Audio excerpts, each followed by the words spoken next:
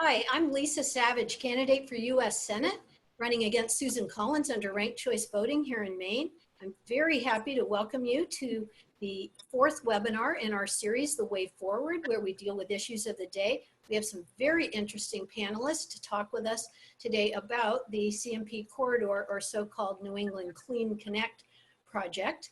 And I'll be introducing them in greater detail once it's their turn to speak. Here's the structure that we're planning on for those in attendance. Thanks for being here. We have a Q&A tool on Zoom, and we'd like to ask the audience to use the Q&A to submit any questions that come up for you with that you'd like to ask either all the panelists or one of the panelists.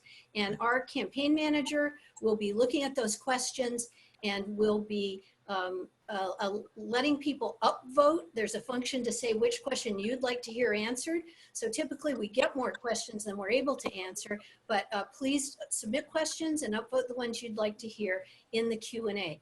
You may also feel free to use the chat, but we will not be taking questions out of the chat for the Q&A for panelists. And the plan is as follows. We will be hearing from each of our three panelists for about 10 minutes.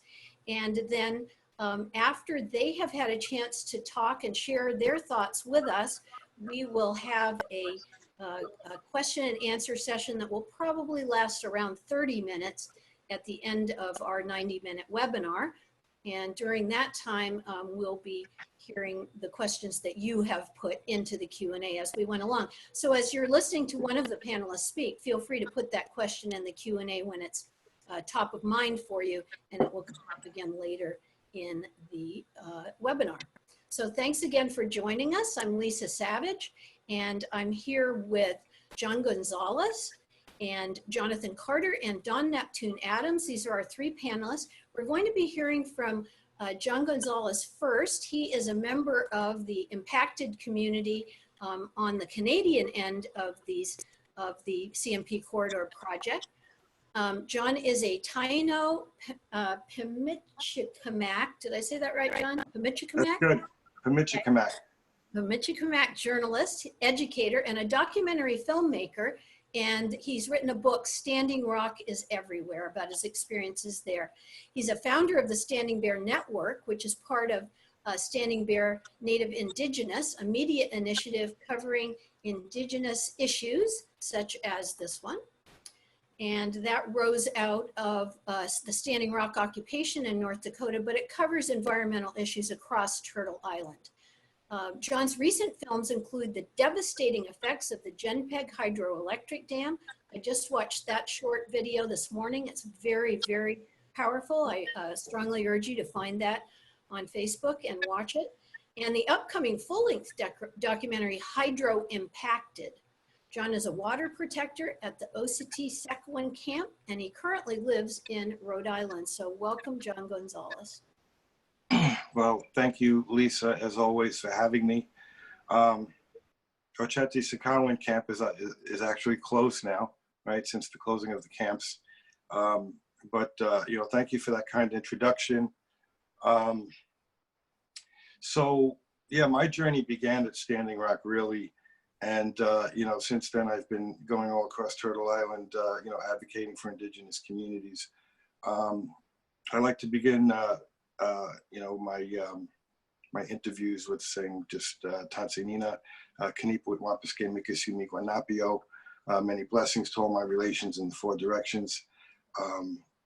I am an advocate for my people, the Pimicikamak people in Cross Lake, Manitoba. And, you know, we're living in precarious times right now, you know, where green organizations are, you know, touting false solutions, and the false solutions can be, you know, more damaging than the obvious oftentimes. I'm talking about things like carbon offsets and, of course, hydro. Hydro is not clean. It is not green. Our people are dying.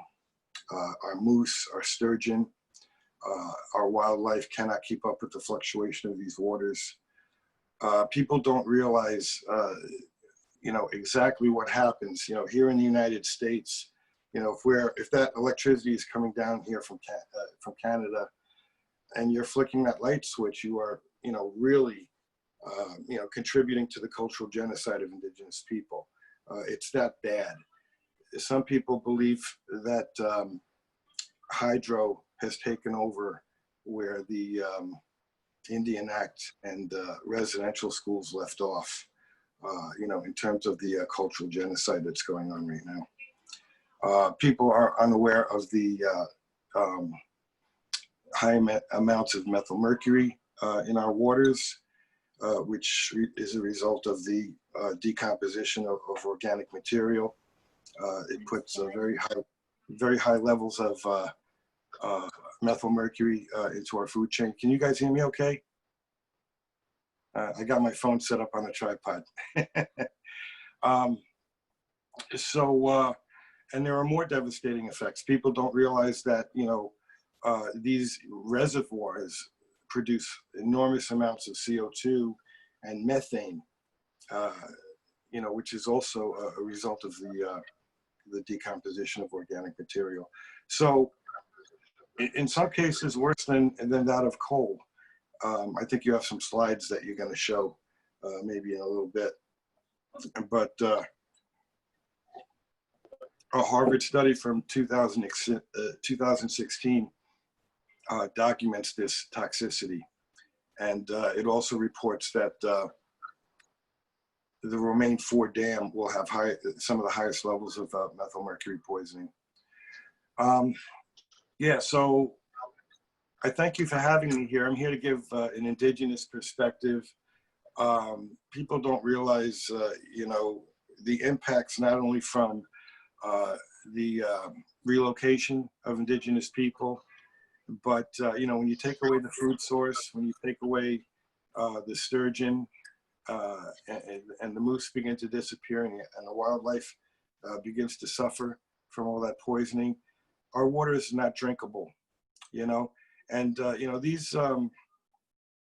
these provincial crown corporations have made a lot of promises to Indigenous people, and they continue to make benefit agreements with Indigenous people that aren't to our benefit at all. It's an honor to be here, and I'm honored to have advocates like you guys. We're working hard against the New England Clean Energy Connect, which is going to cut a New Jersey Turnpike size corridor through the pristine woods of Maine, and of course that's Penobscot territory. I hope Dawn Neptune Adams is able to join us, and she can talk a little more about that. And then we also have here in New England the CHIPPY, which is the Champlain Hudson River Power Express, they're calling it. And it's all about these energy corridors. They want to take this, a pipe, and drop it into under the bottom of the Champlain River and down the Hudson to benefit the people of New York, the NECEC to benefit the people of Boston. So Premier Legault has said that the intention is to turn Canada into the battery of North America by way of these devastating hydro infrastructure projects. In my community, Genpeg is just one of the first of many dams along the Nelson River, and it controls the outflows of Lake Winnipeg. It's the hub of all the hydro generating stations along the Nelson River, and there are many going up right now, and we have a lot of concerns, particularly with Key Esk right now. And in the wake of not only George Floyd, but just being in COVID-19, our communities are very vulnerable right now when they have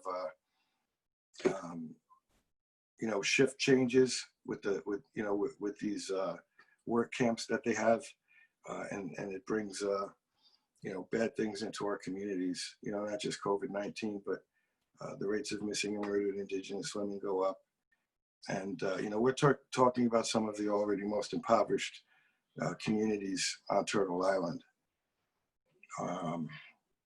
Yeah, when I talk about what's going on with hydro, I like to give a little bit of a snapshot of the community, you know, the portrait of the people of that community that's, you know, that's being impacted. And, you know, it's a terrible thing, you know, particularly since we know that the residential schools have had such an impact on our elderly, the last of which closed in 1996. And the reason why I'm bringing that up is I had a talk with one of the elders, and you know, he said to me, he said, you know, the thing that's impacting our people the most right now is what happened by way of the residential schools, you know, where they're still finding, you know, mass graves of missing and murdered, or you know, missing children from the, particularly now the Assiniboine River, a mass grave was found. But I think it's important for people to understand a little bit of Indigenous history. I can't get all into the Indian Act and you know, and our governments and whatnot, but we're struggling right now as a people. And you know, we appreciate our allies. We appreciate the fact that Indigenous voices you know, are being elevated. And you know, our message is that we have to say no to Canadian hydro.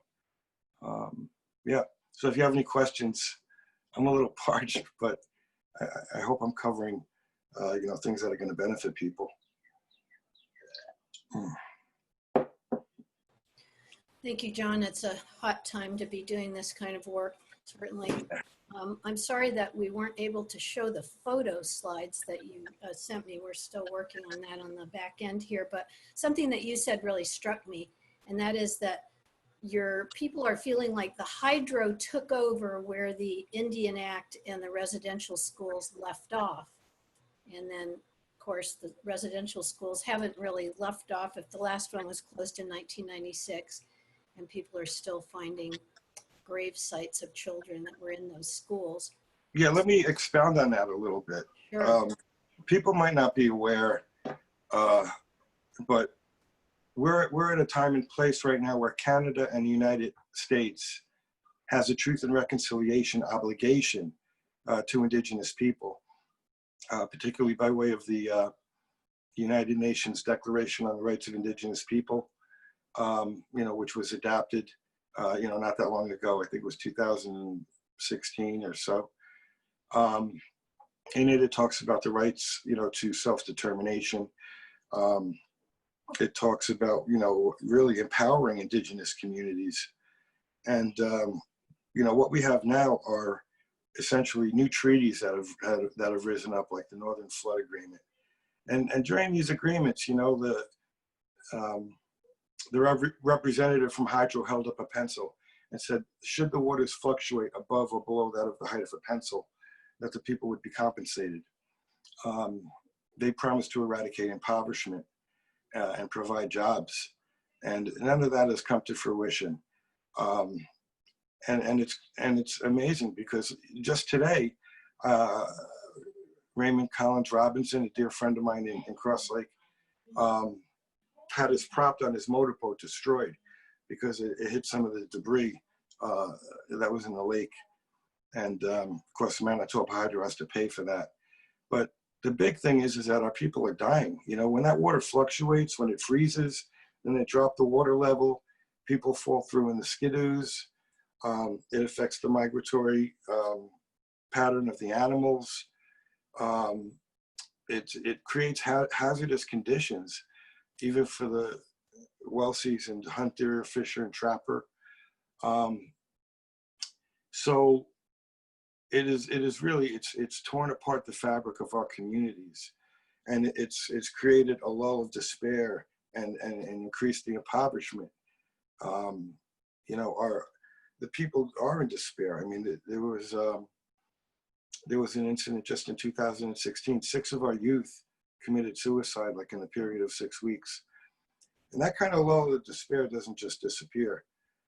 This is why I say Canada and the United States have a truth and reconciliation obligation to Indigenous people. And you know, we need to send a message, you know, to you know, Premier Legault and Trudeau in Canada and the Crown and the United States. You know, these hydro projects are getting counted as green energy. You know, they're getting like subsidized, and you know, they're benefiting from you know, whatever green monies or bonds or whatever is available out there. You know, they're benefiting from it under the guise of green and clean. And you know, in the meantime, you know, our people are really really suffering. It's some of the most heartbreaking conditions you can find. The homes are inadequate. They're filled with black mold. There's a lot of houses don't have siding. And you know, there's of course the instances of like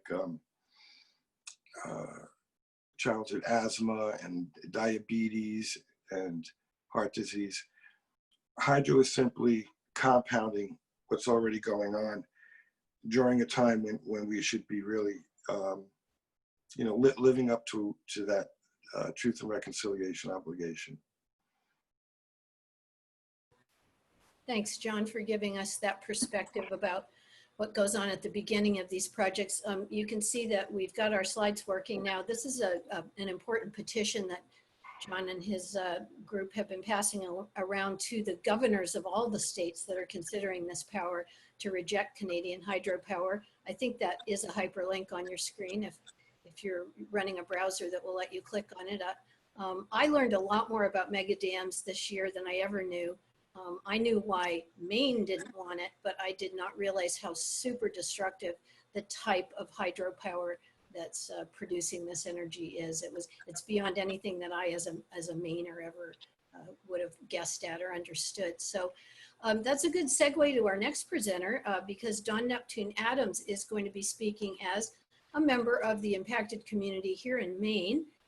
She's a member of the Penobscot Nation. She's not here to speak officially on their behalf, but I do know that they officially came out against this CMP Corridor project this month. And primarily Dawn is a journalist with the Sunlight Sunlight Media Collective, which does a lot of work to elevate Native voices and let us know what's going on in their environmental stewardship, which is so important. I've known Dawn for years as a grassroots activist. She also serves as a racial justice consultant to the Peace and Justice Center in Eastern Maine, located in Bangor. When she's not battling polluters, plutocrats, and patriarchy, Dawn spends her time raising a teenager, which could possibly be harder than any of those three, depending on the teenager. But I think that her child is a pretty awesome child. And, but also building fine furniture. And she dreams of a day when we can all eat salmon from the Penobscot River and live together in peace. So welcome, Dawn. Thanks for being with us today. You'll need to unmute, Dawn. You're still muted. No matter how many times I do this Zoom thing, I always mess it up somehow. Hello, everyone. Kwe Kwe, Enza Louisi, Dawn Neptune Adams, Mian Banawabskewi. Hello, my name is Dawn Neptune Adams, and I am Penobscot. I live here in Niggiwigi, Bangor. I live in Bangor, which is right on the banks of the Penobscot River. This is my hometown. This is the town I have chosen as my home, and I am very, very happy to be here as a member of the Penobscot Nation, living next to the Penobscot River. So I don't have any slides. Apparently, you're going to be looking at a picture of me instead of my actual speaking. I didn't give Lisa and her campaign any slides to show you today. I'm just going to be speaking on my experience battling this CMP corridor that will go through my territory if it is allowed to. So there are 7 potential corridors that will come down from north of the imaginary line called the border. One of them is coming from Hydro-Quebec. There are 933 total dams north of the imaginary line, and 30 of those are mega dams. So this one from Hydro-Quebec is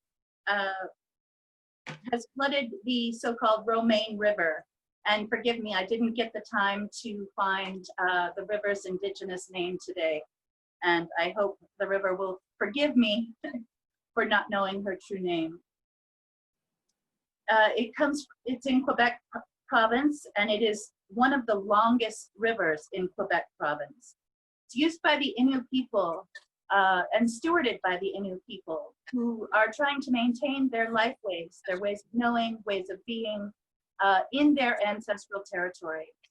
Recently, the Penobscot Nation, Chief Francis, Ambassador Dana, and many others were in contact with the Innu people and assured them that we stand in solidarity with them. They also said that our territory and their territory is just as important as everyone else's, and that it should be protected. Supposedly, the Hydro-Quebec and Manitoba Hydro have compensated the Indigenous people for the ruination of their territory due to these floodings. But as we can see, the people in these territories are still suffering, and we stand in solidarity with them. Hi, John. Good to see you.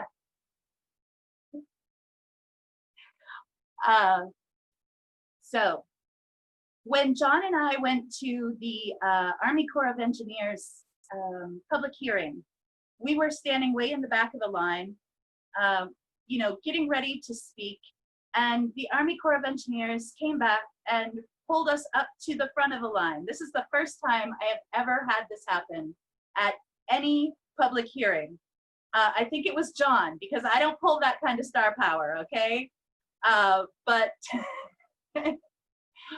they came back there and pulled us to the front of the line, had us sign up, and had us speak, you know, not representing our people, but certainly there as representatives of people who exist in on their ancestral territory. They must have thought I was an elder. I am well on my way to eldership, but not quite there yet. If anybody starts calling me grandma, I'm gonna be pissed. Just warning, you've been warned. And certainly John is not quite an elder yet either. I wanna send out a shout out to John's lovely wife who just had a birthday. Happy birthday, Joanna, and I do love your garden.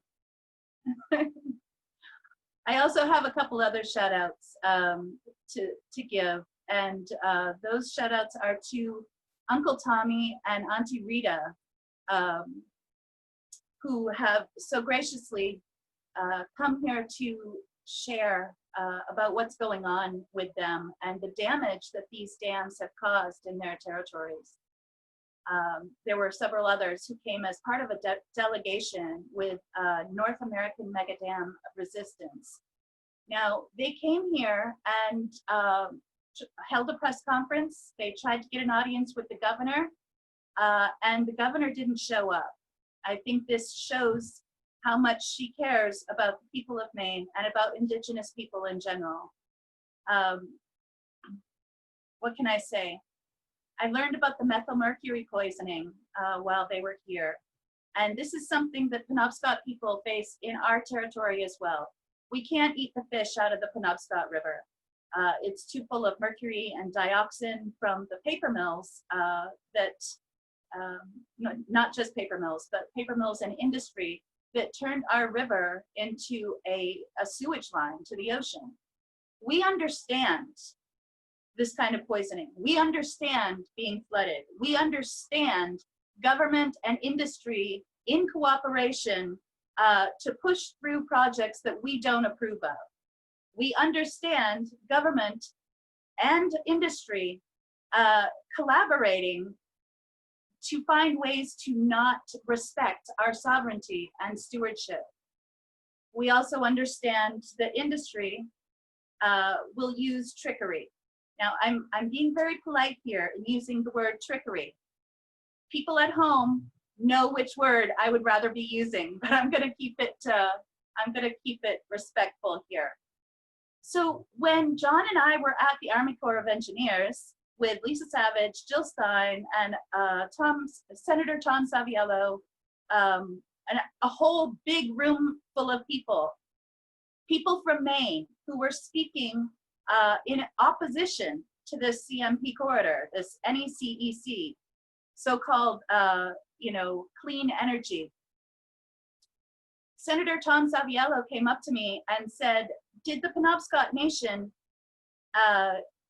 give CMP permission to run this through Wabanakiyag?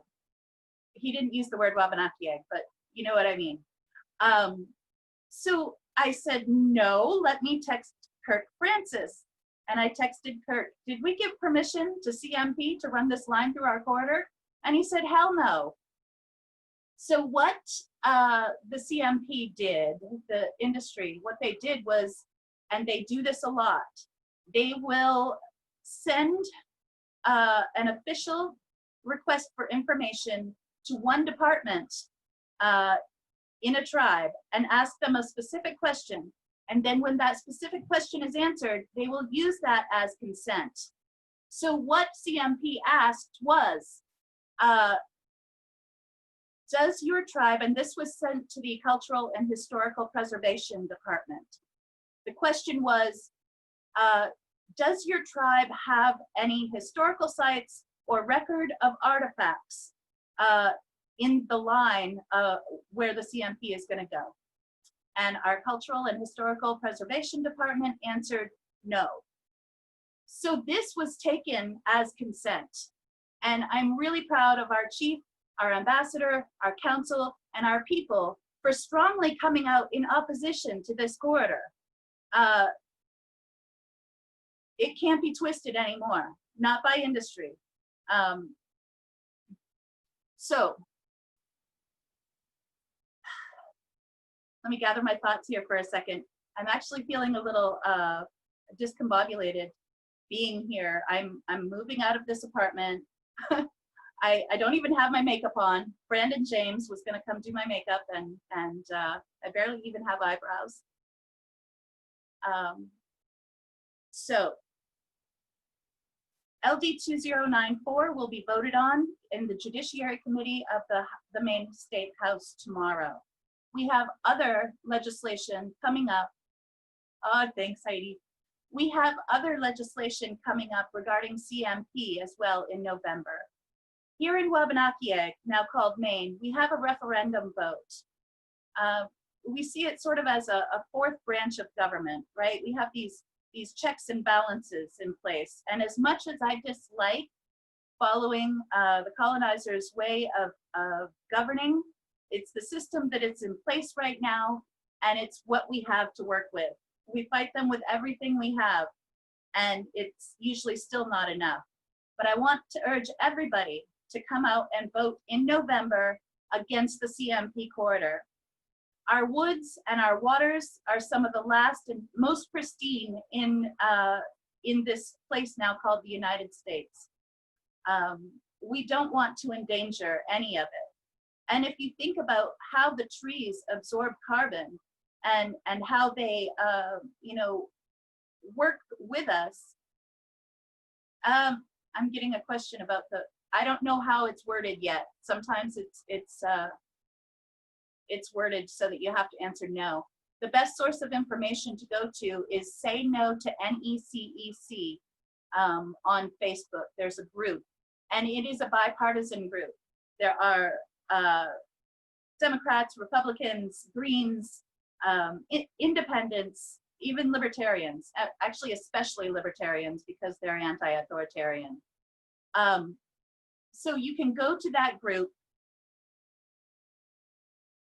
Thank you, Jackie. You can go to that group and find all the information you need about that referendum. The two people I keep in touch with about this are Sandy Howard and Matt Wagner. I've actually been on panel discussions with Matt Wagner before about this very subject. Oh, the name of the group is Say No to NECEC, and also search for Sandy Howard, S-A-N-D-I.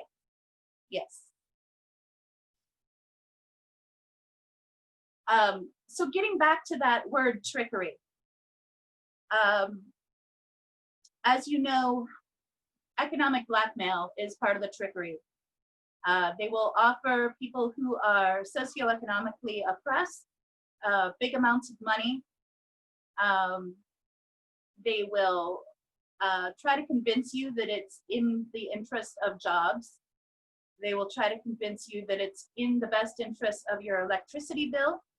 The governor recently signed an agreement with Hydro-Quebec to lower, supposedly lower our electricity bills. But what you don't realize is that they will raise prices in other places, and especially in places where people can barely afford their electricity bill as it is. I know that when North American Megadam Resistance came here, someone, who was it? Someone was saying that they raised the prices of electricity in the most impacted areas, the places that are most impacted by the dams, which is not fair. Do not take this deal of a lowered electricity bill that will harm our relatives to the north. Let me just check my notes here and see if there was anything else I always forget. So one thing is I want to emphasize that while a lot of the focus in that Say No to NECEC group is on how this corridor will impact the people of Wabanakiyag, now called Maine, I'd like us all to remember that we need to stand in solidarity with the Innu people who will be impacted by these megadams, and also with the Pimicikamak people, my aunties and uncles and new relatives that I met while they came here to visit.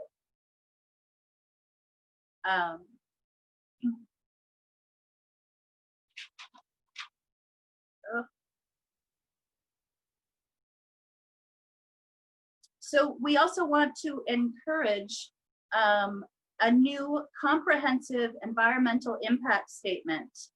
That's the only way that things can be done fairly. And of course, make sure that that environmental impact statement can be done in a way that is impartial.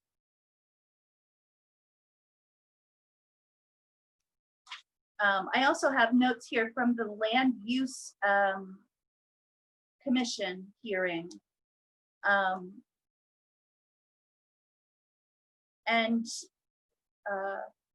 There were two dissenting votes. One was Jay Clemente, and the other one was, I believe, Bill Gilmore.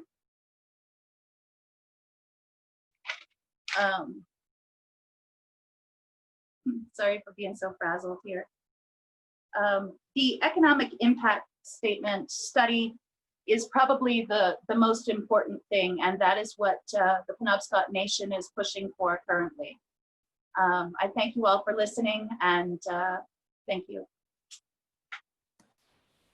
Thank you so much, Dawn. It's always very inspiring to hear the Native people, the Indigenous people standing in solidarity with their uncles and aunties and cousins and brothers and sisters on both sides of the imaginary border.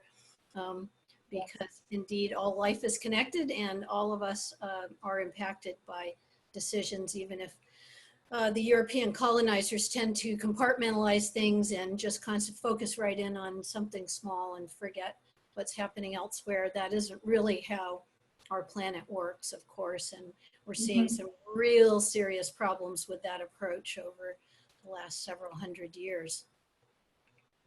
So thank you for reminding us about that. So I just want to, before we move on from your presentation, I want to make sure that I am correct in thinking that tomorrow, LD 2094, which is the tribal sovereignty, the bill to reestablish tribal sovereignty to the tribes of Maine, is going to be voted on. Yes. And Jackie had put in the chat while you were talking to that the call is to be in Augusta at 8 a.m. if people want to stand with the Wabanaki people. Yes, this is an effort organized by our friends, allies, and accomplices. This is not something I had anything to do with. It's not something Sunlight Media Collective or the tribes had anything to do with. This is the people of Maine standing and saying that they respect Wabanaki sovereignty. They are showing the Judiciary Committee as they walk into the State House where they stand in respect to our sovereignty and stewardship. Now, the governor's office has consistently fought to wiggle a way out of respecting our sovereignty and stewardship. Our sovereignty is inherent. We're not asking them to give it to us because we already have it. What we want them to do is respect our sovereignty, and we want laws in place that will enforce that. Now, 16 months ago, there was a task force that was created to study ways in which Maine would have to respect federal Indian law with Wabanaki tribes. This is all we're asking for. We're asking for federal Indian law to apply here as it does to the other 49 states. And it is the governor who has disagreed with the task force on these 22 interconnected recommendations that are being sent to the legislature. It is expected to pass out of the Judiciary Committee into the legislature and be passed there as well. And the governor is expected to veto it. That's the lowdown on that. Thanks for giving us the background on this important law. I have been following it, and I wish you the very best success, and I hope there are enough votes to override the governor's veto of her own task force's recommendations on this matter. So thank you. I need to also say that the task force, that was a unanimous vote. And it was constructed of the legislature, both the House and Senate, the tribal leaders, an ex officio representative from the DEP and from the governor's office. So. Well, thank you so much for sharing that important information with us, Dawn. We're going to hear next from Jonathan Carter. Jonathan Carter is well known to many of you as the director of the Forest Ecology Network, which is a nonprofit forest advocacy organization currently focused on stopping the CMP Corridor, but certainly not limited to that issue. Jonathan has a bachelor's degree from Williams College and a master's in botany from the University of New Hampshire. He's taught at UMaine Farmington and done doctoral work in environmental studies and paleoecology. He established Earth First in Maine and was a Green Party candidate for Congress and also for the governorship in 1984, which established the Maine Green Independent Party as the first Green Party officially in the United States. Jonathan has run statewide referenda campaigns on forest practices. He's helped lead the efforts to stop bear baiting and many other campaigns dealing with rapacious corporations such as Plum Creek, Moosehead Development, and Nestle Water Extraction. And he has worked on the 2006 gubernatorial campaign of Pat LaMarche, another supporter of our campaign. So I'm very happy to welcome Jonathan. He does not have any slides. He's going to talk to us and give us the lowdown on what he thinks we can do most effectively to stop this project. So welcome, Jonathan.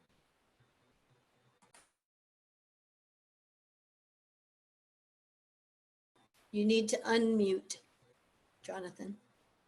You're still muted.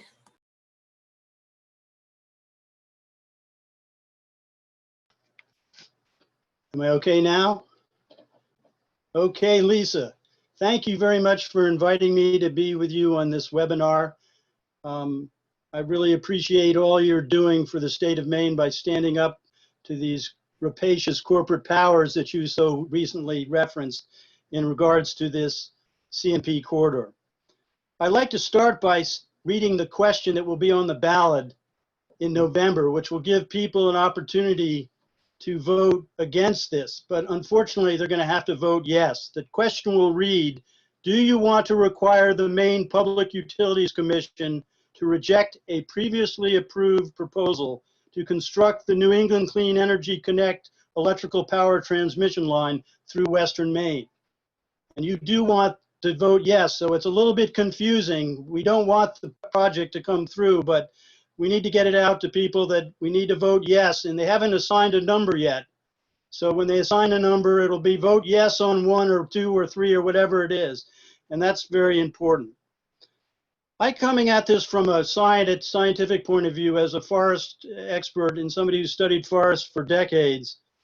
And my great concern about climate change. The climate emergency that's here is very real.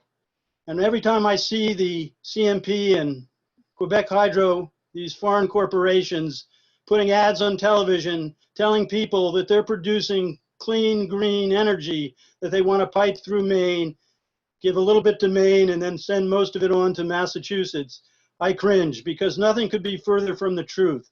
This is a clear example of what you've said, Lisa, many times. This is about profit over the planet, profit over people. This is a bad idea, and it's a bad idea for very many reasons. I was fortunate enough several years ago to be able to go up to Labrador and Quebec and view some of the horrific things that have been done up there. The flooding that's taken place, the indigenous tribes' exposure to methyl mercury is a very serious problem. They flooded they've reversed the course of 13 rivers. They flooded rivers at different seasonal times that resulted in 10,000 caribou drowning. They had no respect for the land. And in terms of climate change, when they say this is green power, it's simply not true. It's simply a fraud. It's a lie. It's not true. The fact is that these huge reservoirs, aside from producing lots of methyl mercury that goes up the food chain and is actually making sick many indigenous people up there, these reservoirs are releasing huge amounts of methane that is 30 times more impacting than carbon dioxide. In addition, they've destroyed huge thousands of square miles of boreal forest. And as we know, forests are the solution, or at least the way to mitigate the crisis of the climate emergency. It's the way that we can protect this planet by preserving our forests, protecting our forests, because they absorb carbon dioxide.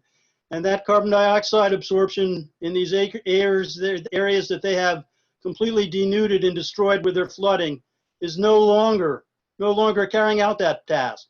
So you're losing the sequestration potential of the area, and you're also maximizing the release of carbon dioxide, of methane, from the decomposition of the brush and detritus left behind after the flooding. This is not clean energy, it's not green energy, and anytime Hydro-Quebec says that, we've got to stand up and say, you're not telling the truth, because it's not true. There have been several studies by MIT professors and others that have shown that this is not true. And we must recognize that this is not clean energy, and we as Mainers don't want to be complicit in bringing that dirty energy down to Massachusetts. I honestly call what they've done in Quebec and Labrador the Eastern Tar Sands Project. They've so destroyed the environment up there beyond recovery that it's on parallel with the tar sands, Alberta tar sands projects that we've all been very concerned about. Now, when this project, if it ever went forward, was to go through Maine, they're going to cut, as you know, through 53 miles of intact forest, and they're going to widen another 92 miles of corridor. This will require, to keep these corridors open, the applications of herbicides, probably Roundup, which is like glycol-based chemical in Roundup, which is known carcinogen. It causes Parkinson's disease. There's a direct connection now, and they will spray that along these lines. They will also have to construct through these areas hundreds of miles of new roads that potentially could be the basis for the next east-west highway that they've talked about. It will destroy vernal pools. It will cross 263 wetlands. It will go across 115 streams. It will destroy deer wintering yards. It will negatively impact the scenic beauty all along the corridor with their 100 to 150-foot towers. It will go under the Kennebec Gorge. They said they would go under it, but still that's no reprise from what they're doing to the rest of the state. It will cross the Appalachian Trail. It will cause scenic beauty to be very much degraded and reduce economic opportunities for outdoor recreation. The fire damage is tremendous. All we need to do is have a really serious drought and a storm comes through, and that DC current can spark and cause fires in areas that we wouldn't be able to even touch, and they just burn out of control. This is not a good project for Maine or for people in general or the world in general. If we want to get clean energy, we need to start not endorsing the corporate mega projects like these dams. We need to endorse local cooperatives that produce local energy for local people, and they have their control over it. This is about CMP making $2 to $3 billion in profit. It's about Quebec Hydro making $12 billion in profit, and it's not about the people of Maine at all. Several of the other panelists alluded to the fact that this was trickery. This is bribery. This is what they're doing. They're bribing, trying to bribe the people of Maine with their attitudes and their offers, which are minuscule compared to what they're going to profit from it. We need to stand up and we need to vote yes to the question that says, do you want to require the Maine Public Utilities Commission to reject a previously approved proposal to construct the New England Clean Energy Connect electrical power transmission line through Western Maine? You know, there's a Cree proverb that I often quote that goes something like this: only after the last tree has been cut down, only after the last river has been poisoned, only after the last fish has been caught, only then you will find that money cannot be eaten. And that's what this is about. This is why Lisa's campaign is so important from my point of view, because she is standing up for the forests, for the people. There's no difference between social justice and environmental justice. It's the same thing. And she's standing up for it, and I'm very proud to be able to participate. We need to get people out. Right now, we are winning this battle. In spite of the $17 to $20 million that Quebec Hydro and CMP have spent, we're still winning in the polls. They haven't been able to sway us. And now the tack they're taking, because it's rather ironic that there are two oil and gas companies that exist in Maine that are planning to spend a lot of money opposing this. And they're fighting, saying, do you want our clean energy or do you want the oil and gas companies' dirty energy? They're really distorting it. This is a very weird situation. It makes weird bedfellows. But we know in our hearts that it is wrong to allow this project to go forward. And if we allow it to go forward, there'll just be more mega dams built in the future. Maine doesn't want to be complicit. And I hope that people will get active and on November 3rd, vote yes to stop this absolutely horrendous project. Thank you very much, Lisa. Thank you, Jonathan. That was a rousing call to action. While you were talking, I realized that the slogan for this will be vote yes to reject, because it does have the word reject. That's right. And that's what we're saying yes to. So that may be helpful as we wade through the legal verbiage to, communicate with people. It's a little confusing because you have to say yes to say no. You know? I think saying vote yes to reject, people can understand that they're voting yes to reject. Yes, I can. Yeah, thank you so much. One of the things that came up for me while I was listening to you too is that when I've heard the mega dam resistance speakers traveled, I heard them at UMaine Farmington last fall. One of the things that the impacted communities talked about was the smell, because just imagine flooding a large area of vegetation with about 14 inches of water and then just letting it sit there for a while. That is the way that it smells when they make these reservoirs to feed the mega dams. So it's too bad that we can't bring you that smell right now, but you can imagine it, I think. I was also very interested to hear Dawn refer to referenda, which we use in Maine quite a bit. As we know, we got ranked choice voting as a referenda item twice, maybe 3 times if you count the referendum for the presidential election being affirmed. But of course, that doesn't pass a law. Then the legislature must act on the will of the people. And but I had never actually thought of it as a fourth, check and balance in the the checks and balance. And once corporate money owns all your branches of government, you're in big trouble. And that fourth branch of the people's voice in the form of a referendum becomes increasingly important. So, Lisa, can I just say one thing? Sure thing. Yeah, this referendum was put on the ballot by people who went out in the middle of January to collect signatures. They worked really hard. They were passionate. They really deserve a great deal of credit for their perseverance and going forward. But what does CMP do? They hire the slickest lawyers they can at $400 an hour from Pierce Atwood down in Portland. And they go after every single signature on that thing. And they got close. They got close. They disqualified a lot of them. But they got close to actually turning this thing around. And thankfully, it will be on the ballot. There is some question about the constitutionality of the question because of the fact that it's an approval of a proposal by the Public Utilities Commission, which is not a legislative body.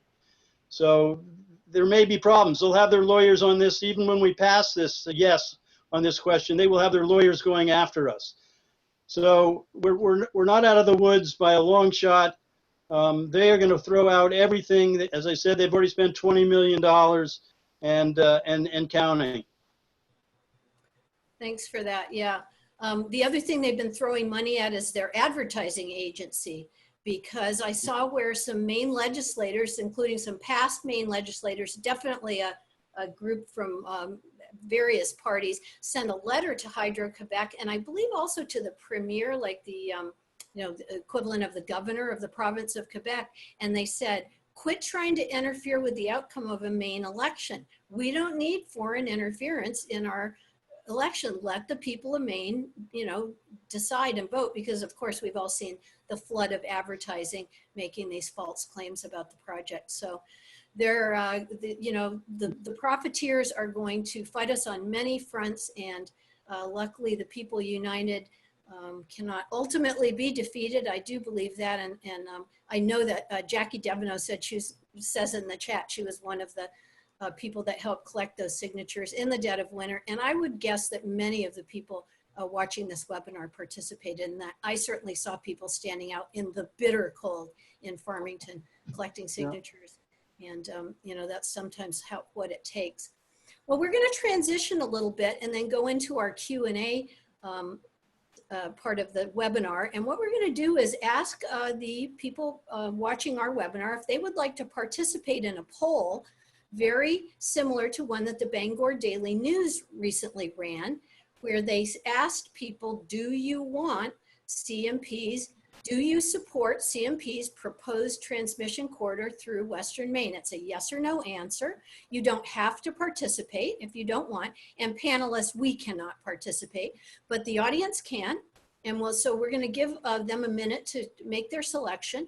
And then we're going to show them the results of how they voted on this survey. And we're also going to show you the outcome of the Bangor Daily News poll, which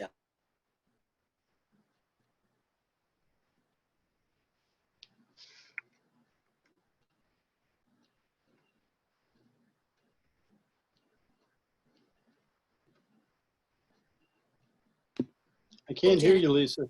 Oh, there you go. Well, can someone explain what bill Janet Mills vetoed? We are anticipating that, predicting that Janet Mills will veto the LD 2094, which is the bill for tribal sovereignty. I think that was the reference to a veto from the governor. Can you hear me okay now? All right. So we're about to see the result of your survey, and we will also, maybe we'll see the Bangor Daily. Oh, Okay, 100% of the people watching this webinar are ready. Oh, yes, on the referendum.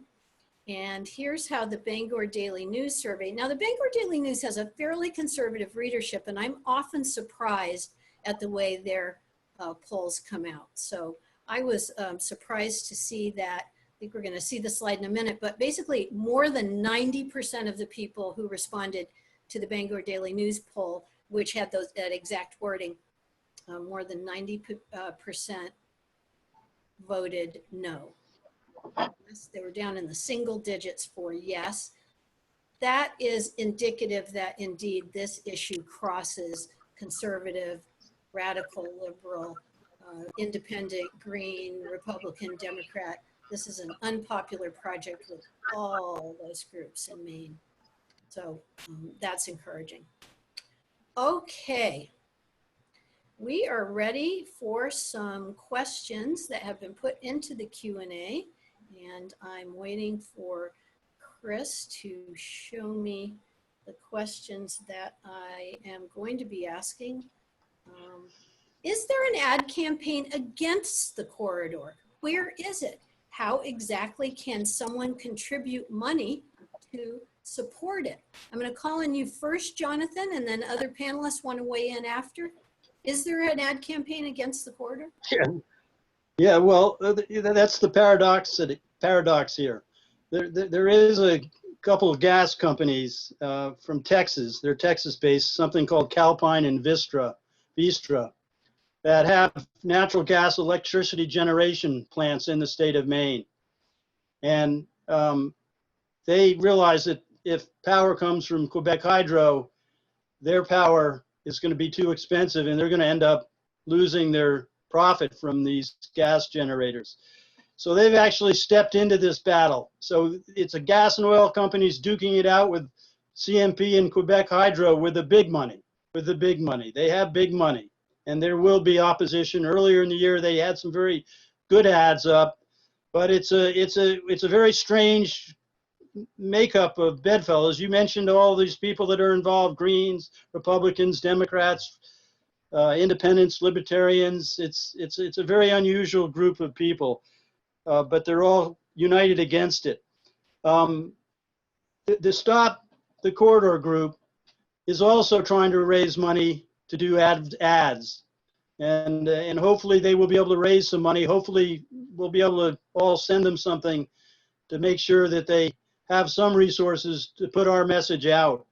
But having been involved with a lot of very expensive campaigns, both referenda and political campaigns, it's really tough for grassroots people to raise the big bucks that are necessary. And that's a problem with democracy. It goes right to the core of it. We don't live in democracy when the big money corporations like CMP and Hydro-Quebec, both foreign corporations, can come in and spend gobs of money to influence voters. There's really a fundamental flaw if this ever occurs again. We ought to pass laws to stop it. Thanks, Jonathan. Dawn, did you have something to say on this? Yeah, I actually disagree with Jonathan. I don't think we've ever lived under a democracy that was beneficial for all the people. We have lived under a democracy that was beneficial for the rich, for the powerful, but not for everyone. I don't think there is any such thing as democracy in this place that is now called the United States. So going back to Strange Bedfellows, I was on a discussion on WERU just after the Army Corps of Engineers public hearing and the Public Land Use Commission's vote. And I was agreeing with Senator Tom Saviello about things that he was saying and thinking that I have almost never in my life agreed with Republicans, but this really is an effort by the people of Maine, no matter what political background they have. I'm just sorry, as the messages come up, I read them. But anyway, we were talking about grassroots not having the same money to fight this as industry does. I have been getting mailers from industry over and over and over again telling me how this is going to be great for jobs and great for the people of Maine and how it's going to benefit us. All of those have been, refuted, those claims. They have money to buy full-page ads in our newspapers. We are being bombarded with propaganda from the CMP. And the CMP is universally, well, they're not well liked here, and they're not well trusted.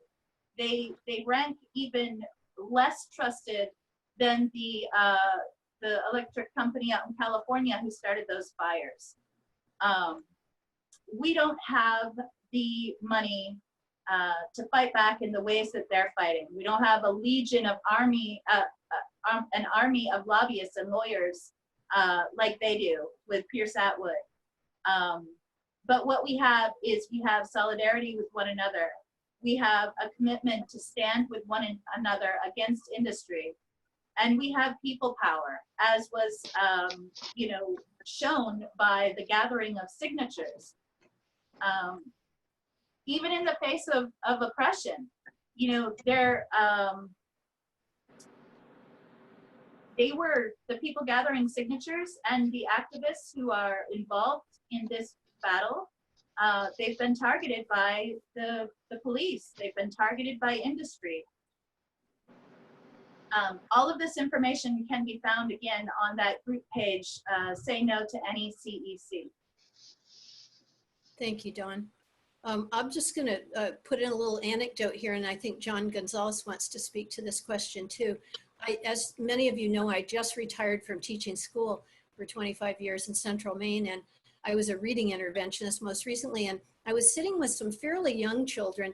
We were going to watch a video about some grammar or reading or phonics topic. I don't remember what, but if you watch a YouTube video, you often, a commercial comes on before, and that ubiquitous Hydro-Quebec ad came on, and all three of the kids went, "Oh, I hate that ad. I'm so sick of it." And this is back when we still were having in-person school. So that was months ago. You can only imagine how sick of it they are by now.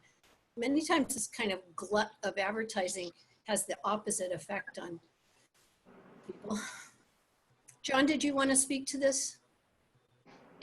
I was just going to say that, for people who want to get involved, there's a number of ways to do it.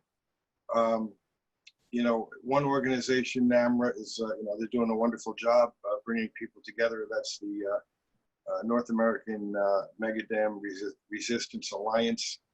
And we're circulating a petition right now. I'll put it in the feed, I guess, and also on Facebook.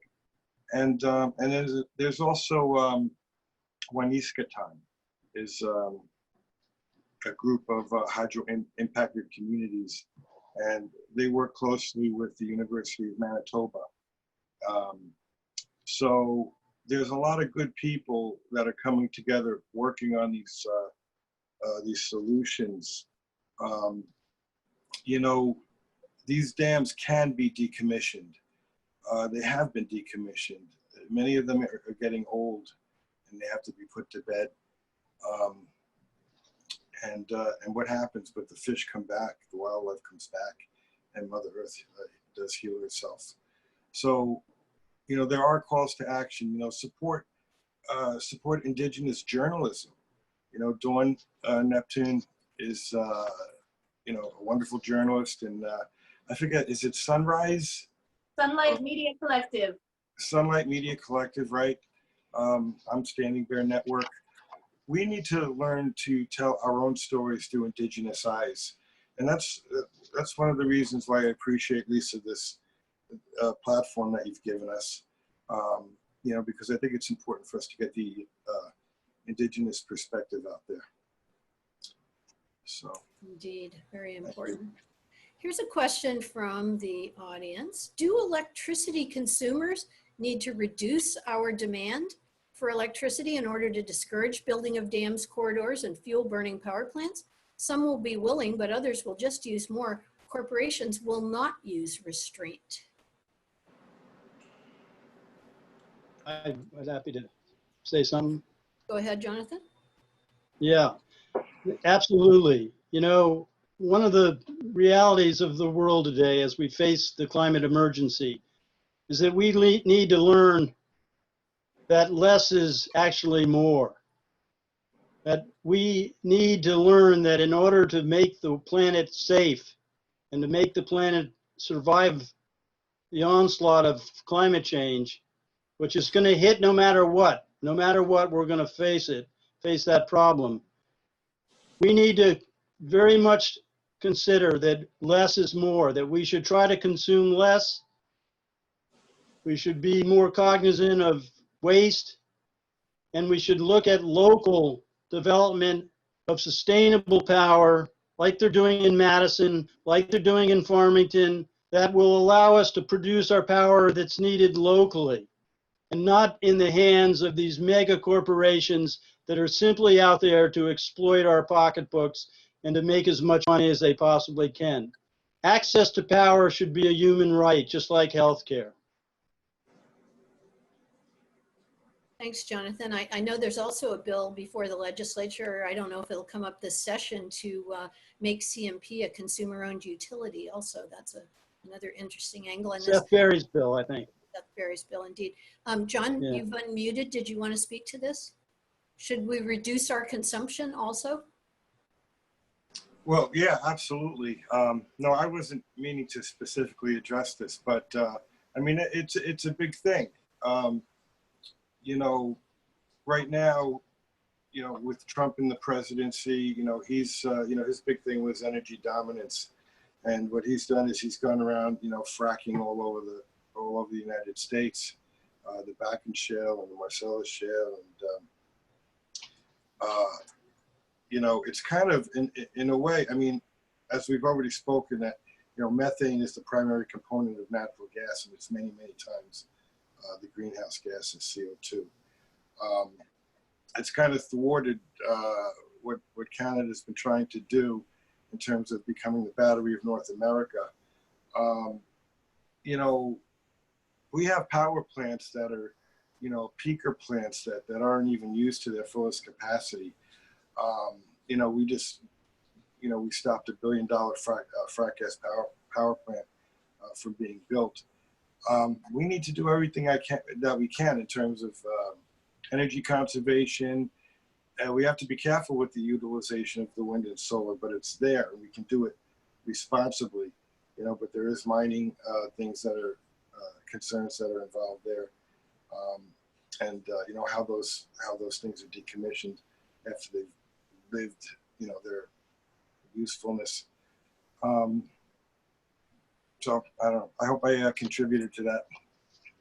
Thank you, you did. Dawn, did you want to weigh in on this one? Yes, I would.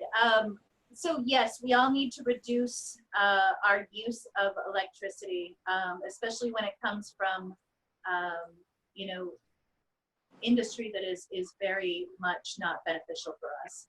But I'd also like to state that it is a tactic by the people in power who will place it all on us, place the blame all on us, and say, well, you know, if you weren't using so much electricity, we wouldn't need to back these big multinational corporations to bring electricity here.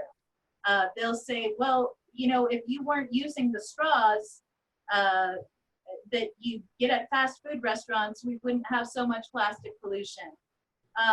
What they fail to mention, though, is how much of this energy is used by industry. If somebody will pull up the Bangor Daily News article about Governor Mills making a deal for cheaper electricity in the state of Maine, there is someone there who is telling us that this kind of energy deal will not benefit the people of Maine. It's more to benefit paper mills and industry.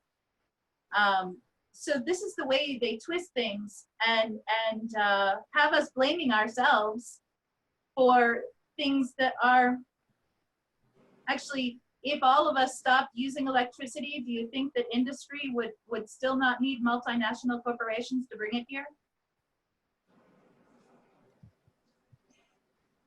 Okay, I'd like to capitalize on what Dawn just said.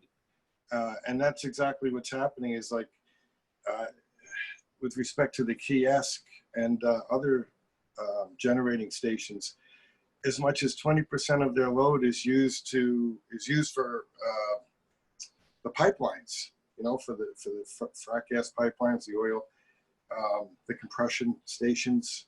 So that has nothing to do, you know, really with, you know, how many windmills we put up. We have to stop, you know, the extraction of these fossil fuels. We got to keep it in the ground and realize that, you know, when you start to realize that they're using it to power the fossil fuel industry, you realize just, you know, how not green hydropower really is. So we got to get some of our rocket scientists out there in a lot of these climate organizations. We got to get hydro out of the Green New Deal and really change the paradigm so people realize that hydro is not clean and green. You've helped us understand that quite a bit better, I think, than many of us do. No discussion of climate change would be complete without me getting on my Maine Natural Guard soapbox and saying the Pentagon is driving climate change. The Pentagon is the biggest institutional consumer of fossil fuels. It fights war to control petroleum, burning lots of petroleum so it can fight wars and so on. You know, whenever people say, oh, we need to make sacrifices. Well, okay, so I'm sitting in a hot room and I'm not using an air conditioner and, you know, we're all trying to do our parts, but, you know, the Pentagon flying those military jets and dropping a bomb, you know, every few minutes on another country that we can't see and our media doesn't want us to see, that is a big climate change driver. And I can't let the opportunity pass to connect those dots. We have another question here from my friend Bruce Gagnon. Why would anyone vote for politicians that are raising money from corporate executives and such? They are compromised before they even hold the election. Jonathan, you've run for office. Did you accept donations from corporate lobbyists, corporate executives, or the super PACs? Well, corporate money? Lisa, I got rich on it. What are you talking about? I wouldn't accept any corporate money ever. Okay, I mean it really does taint people, and if Sarah Gideon and Susan Collins are trying to say that they're not influenced by the millions of dollars that have been given to them by their corporate supporters, why haven't they stood up and talked about the crisis of climate change and what we need to do? Why haven't they stood up and talked about the laws that allow the military to, you know, as you were pointing out, burn millions and billions of gallons of fuel that is contaminating the air? Why haven't they stood up for the forests? Because the forests offer us the best solution to getting the climate crisis mitigated. We are in it for good now. We are going to experience very hard times in the years ahead, but we can mitigate the extremes and at least keep the planet habitable if we had a policy that went after protecting forests. And this whole project in Quebec and the project bringing the power down is destroying forests. We should have a complete moratorium on forest destruction and require all silviculture to be silviculture that enhances the forest capability to sequester carbon. But that's on another point. The money in politics has been there forever. It's a problem. We ought to have laws that prevent it. And it's why we have what we have. We have people that are just the servants of the big special interest in corporate money. Does that sound pessimistic enough? Thanks. You take corporate money, Lisa? Do I take corporate money? No, I don't. In fact, I've already turned down an offer to take corporate money. Good. I Tempting? knew you didn't. It's probably time to give each of the panelists a chance to make a brief closing statement. We're about 8 minutes from our end time. And Dawn, would you like to go ahead? And then we'll hear from John and then Jonathan Carter. Sure. We stand in solidarity with our relatives to the north, the Cree, the Innu, the Pimicikamak people. We stand in solidarity, and we know how it feels to be poisoned. We know how it feels to be flooded. We know how it feels to have our ways of being and ways of knowing interrupted by industry, multinational corporations even. We stand in solidarity with the people of the state now called Maine, who do not want a corridor running through our territory. I'm going to keep working on this as much as I possibly can and looking forward to collaboration. Thank you. Thank you so much, Dawn. John Gonzalez, would you like to make a closing statement? Sure. You know, all I can think of right now in this political moment is that the greatness of a nation can be measured by how we treat our most vulnerable people. And, you know, that would be what we're talking about is an environmental justice issue. And, you know, people are suffering right now. You know, if climate change weren't a part of anybody's vocabulary, there would still be Indigenous people suffering in so many ways by way of assimilation and you know, the policies that have come into effect by way of the doctrine of discovery. It's just it's a hard thing, and there are a lot of layers of trauma in Indigenous communities. That's why I think that this forum right here is so important. I think that people need to come together in a good way and you know, understand you know, that we are all connected, you know, by way of the water. You know, it's that mini Wachoni that we talk about is that sacred life-giving water which Mother Earth provides liberally to all without discrimination. So in that way, maybe it can help people to understand how we're all connected. I think I want to thank Namra and Waniskatan, and I want to thank Dawn and Jonathan and you, Lisa, you know, everybody who's coming together in a good way to understand that, you know, we really have to stop these colonial projects.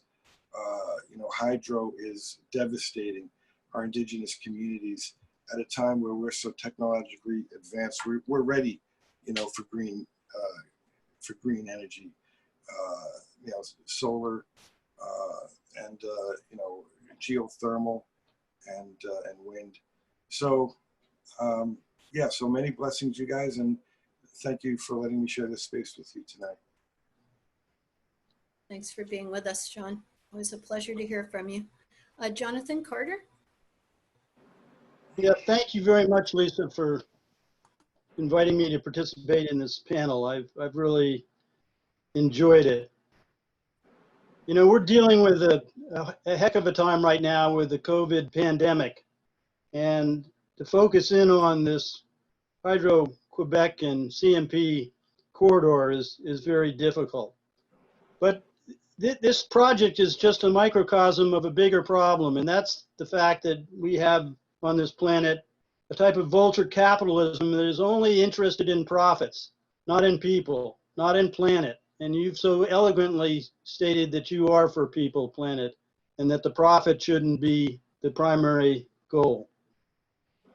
I really hope that people will get out and talk to other people and actually encourage them to go vote in November, not only for you, Lisa, but to vote yes for stopping this project, this CMP corridor.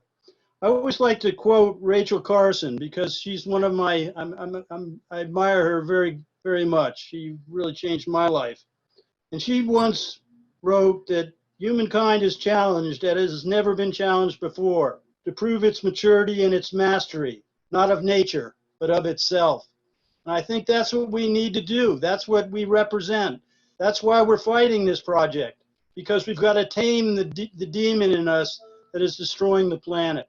And I thank you for having us here, and I wish you the best of luck. And I certainly think that as we move forward, you're going to gather steam and momentum, and we're going to put you in the U.S. Senate so you can bring these values right there so that we can have them front and center. And I know you won't waver one bit. So thank you very much, and I hope people will get on board with your campaign and follow you and do whatever they can to get their friends out there to vote for you. And remember that ranked choice voting gives you a real opportunity. So thank you very much, Lisa. Thank you, Jonathan. And I'll just make a little plea here at the end. Since we don't take corporate money, we depend on the donations from grassroots, organizers and activists like you to print our signs, run our webinars.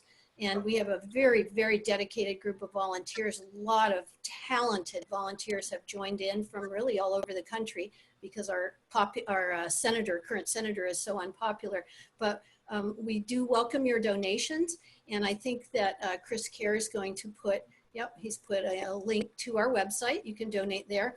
Or if you prefer to send a check or money, there's a mailing address, the U.S. Post Office. Of course, we want to support them too. But we promise to use any donations that we receive to fight our hardest under this ranked choice voting system to get these corporate lackeys out of government and bring a voice for the people. We do have a real, actual chance to elect the first Green to the U.S. Senate. And it's a team effort. I'm the spokesperson. There's a whole big team here working on it. So thank you so much for being with us today. Thank you, panelists, for bringing your heart and your truth and your wisdom to us and sharing it with us. I want to thank the people on the team, on my team, that have made this possible. Chris Kerr, our wonderful campaign manager, keeps us all moving in the same direction. And Kelly Merrill is the one that makes all the moving pieces come together so that we have a webinar. And Dave Schwab also live streams this. We have been getting a lot of live stream views. And then as soon as the Facebook live stream is over, that becomes a recording on Facebook. And then within a couple days, we'll get the recording up onto our YouTube channel for the campaign also, because that's a little more shareable. Some people don't like to go on Facebook. So thank you so much. This has been a great discussion. Appreciate it. And Hi. you will, everybody.